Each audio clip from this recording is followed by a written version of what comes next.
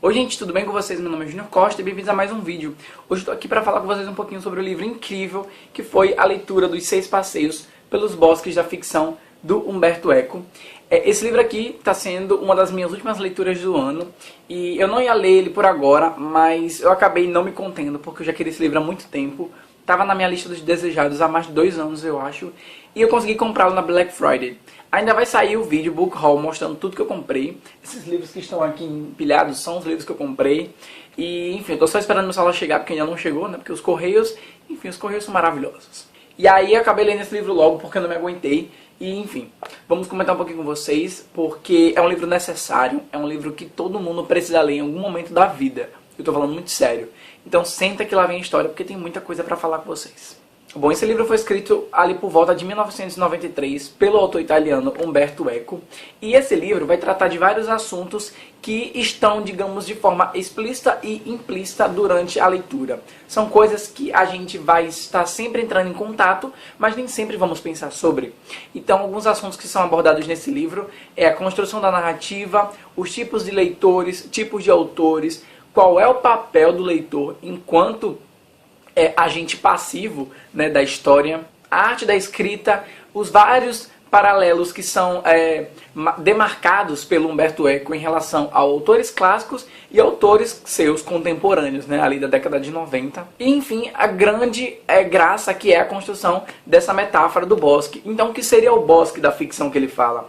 Seria o próprio livro. Então, quando a gente acaba adentrando no bosque, é quando a gente acaba virando então a primeira página do livro para entrar em contato com a história que o autor criou e quer nos apresentar. Por isso que o primeiro capítulo, que são na verdade conferências que o autor fez, é entrando no bosque. Então é esse primeiro contato com a leitura. Bom, esse livro é interessante porque é um livro de não ficção falando sobre ficção. E algumas pessoas poderiam me dizer assim, não, mas isso é óbvio, é lógico, como é que você vai explicar algo de ficção, né? Ou seja, de algo que é criado para entreter, algo que é mais imaginativo, se não for de um viés, de um prisma mais técnico. Mas isso não é uma regra. Por exemplo, eu li esse ano, que foi o livro Harum e o Mar de Histórias, do Salman Rushdie, e ele é um livro de ficção, um livro de fantasia, mas que trata de alguns assuntos que são abordados de forma mais aprofundada nesse livro. Então não é uma regra ser um livro técnico para explicar tais assuntos. Ficou meio confuso. Inclusive já tem vídeo para o livro Harum e o Mar de Histórias, o link vai estar na descrição e nos cards. Bom, a escrita do Umberto Eco, ela é muito simples, ela é muito convidativa. Ok que tem alguns momentos que ele vai ali para a parte mais técnica, talvez alunos de letras se adaptem melhor, mas não é nada muito bicho de sete cabeças não, você vai conseguir ler de boa. E o autor, enfim, ele tem uma narrativa, né, uma escrita muito gostosa, porque ela vai te levando aos poucos, e aí quando você vê, você já está perdido no bosque. Bom, agora falando alguns pontos que eu achei interessante que eu quero comentar com vocês. O primeiro deles é em relação aos flashbacks e aos flash forwards. Isso acontece tanto no cinema quanto na literatura. Aliás, o Umberto Eco fala que o cinema pegou isso já da literatura e não o contrário. Porque você tem alguns autores que durante a construção da narrativa utilizam-se dessa ferramenta para poder resgatar algum ponto que ele deixou lá no final ou adiantar algumas coisas, que é no caso dos flash forwards, né?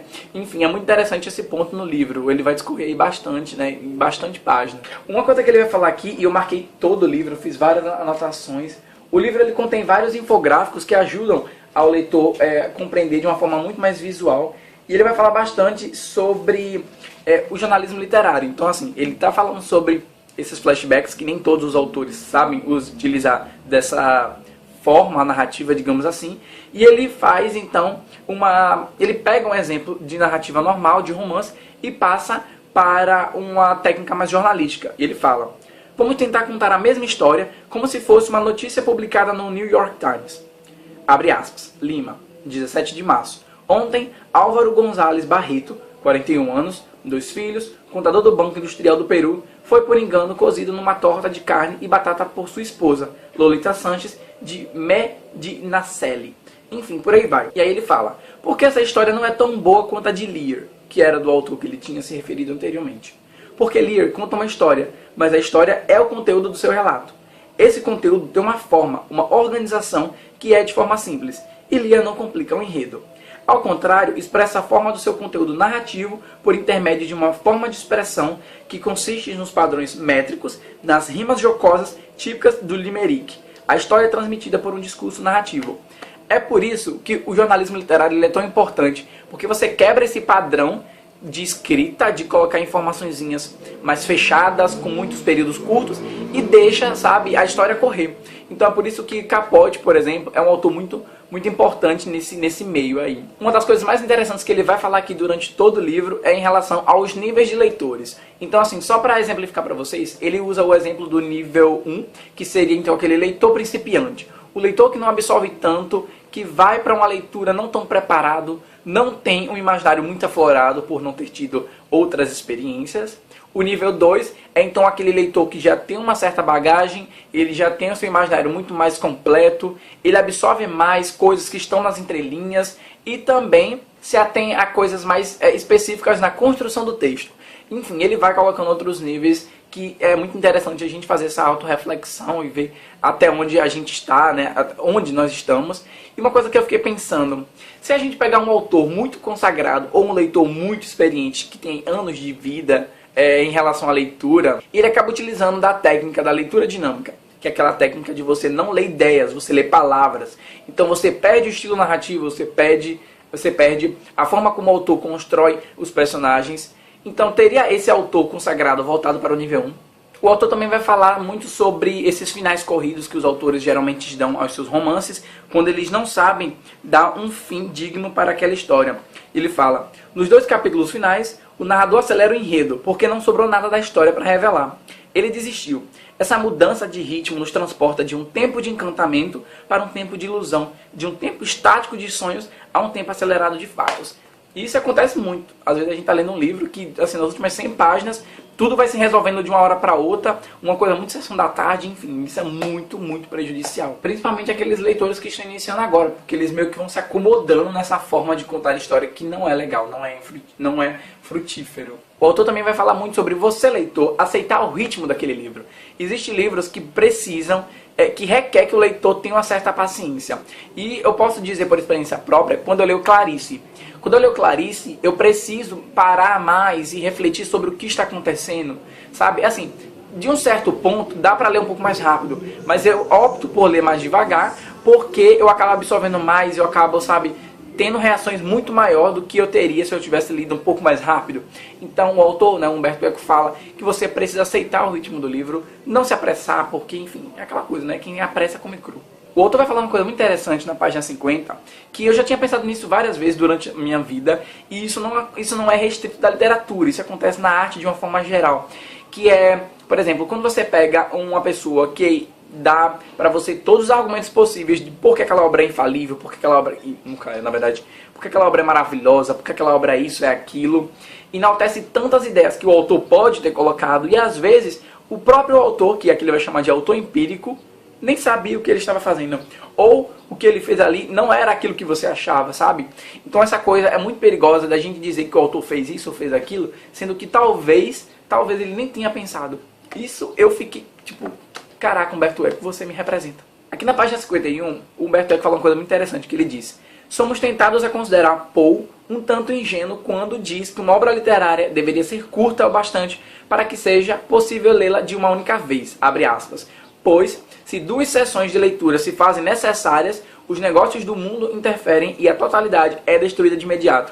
O que me levou a pensar, será que Poe seria leitor de James Joyce? Ou será que Poe era leitor de James Joyce? Eu não lembro se ele era da época dele ou se ele era depois, mas enfim.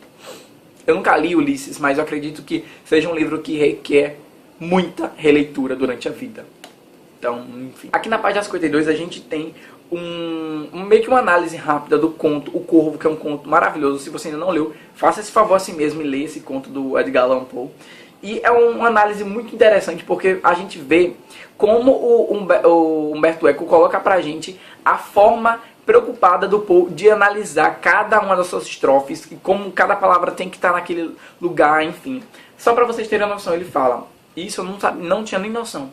O primeiro é trocaico, o último é octonário acatalético, alternando com heptâmetro catalético no refrão do 5º verso e terminando com tetrâmetro catalético.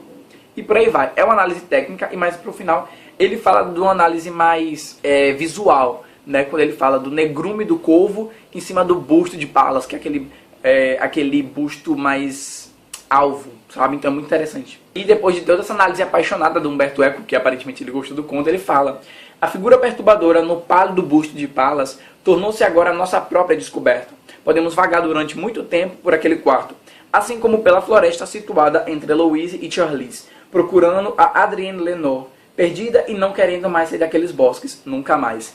Esse nunca mais, só pra quem lê o conto vai entender. Quando eu li isso aqui, eu fiquei, meu Deus, como esse cara é genial. Umberto Eco, para explicar esses certos conceitos para o leitor, né, pra gente, ele cita vários autores, e um deles é o Proust. E como o Proust é um autor que gosta muito de descrição, talvez ele gostasse muito de Tolkien, enfim. E na sua grande obra, né, que é o Em Busca do Tempo Perdido, ele se detém de todos os utensílios possíveis para usar essa alta descrição, né, essa grande descrição. Ele cita aqui no livro um exemplo de uma cena do Em Busca do Tempo Perdido, não lembro qual é dos livros, que uma cena, né, uma parte em que um personagem está se revirando na cama dura 30 páginas. Então, assim, o Proust, ele defende a ideia de que se você está contando uma história onde o personagem precisa fazer tal ação, você precisa descrever tudo que ele está fazendo nas minúcias. Então, assim, para algumas pessoas isso pode ser enfadonho, né? Mas, enfim, o Umberto Eco fala muito sobre isso. Ele não dá muito, assim, sua opinião, ele fica meio que imparcial em relação a isso, né? Uma das últimas coisas que o Umberto Eco vai falar aqui também é sobre a diferença entre o autor empírico, autor modelo, leitor empírico, leitor modelo. O autor modelo é aquele autor que se apresenta para o leitor. Então, assim, Stephen King, por exemplo, um autor que escreve contos e romances de terror, de mistério, enfim. Ele tem uma certa forma de contar histórias. O autor empírico é o Stephen King enquanto personagem público, digamos assim. O leitor modelo é o leitor público-alvo, sabe? Então você tem, por exemplo, o gênero do Young Adult. Aliás, o público do Young Adult. Então é um público juvenil, digamos assim. Então o leitor modelo é aquele público específico. E o leitor empírico somos nós enquanto seres viventes. Por exemplo, Chapeuzinho Vermelho. Nós, enquanto leitores empíricos, sabemos que lobos não falam, certo?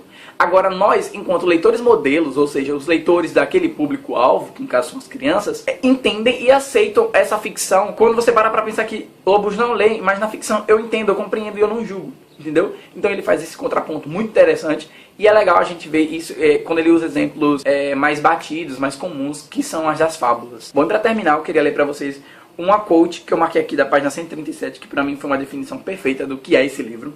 E ele fala: e assim é fácil entender por que a ficção nos fascina tanto. Ela nos proporciona a oportunidade de utilizar infinitamente nossas faculdades para perceber o mundo e reconstituir o passado. A ficção tem a mesma função dos jogos. Brincando, as crianças aprendem a viver, porque simulam situações em que poderão se encontrar como adultos. E é por meio da ficção que nós, adultos, exercitamos nossa capacidade de estruturar nossa experiência passada e presente. Enfim, isso é Umberto Eco, isso é Seis Passeios pelos Bosques da Ficção. Então é um livro que está mais do que recomendado para todo mundo deveria ler esse livro, é sério. E é um livro que, assim, precisa estar sempre à mão para você reler alguma coisa. Eu sei que você vai gostar, você vai tirar muita coisa, muito proveito, vai se identificar em vários momentos, enfim, é muito bom a gente ver livros falando sobre livros. Então é isso, gente, eu espero que eu tenha feito pelo menos alguma pessoa aí, enfim, ter gerado interesse em ler esse livro. Se vocês já leram, conta pra mim o que vocês acharam, realmente amei demais. Quero ler outras coisas do Umberto Eco. Eu tenho O Nome da Rosa, ainda não li, não sei ainda quando é que eu vou ler. Mas enfim, quando eu tiver lido esse livro eu vou falar com vocês aqui com certeza. Então é isso, gente. Se vocês gostaram do vídeo, clica no gostei, se inscreve no canal. Feliz Natal pra todo mundo. Eu sei que ainda vai ter um vídeo mais Feliz Natal pra todo mundo, enfim. E é isso. Até a próxima. Tchau.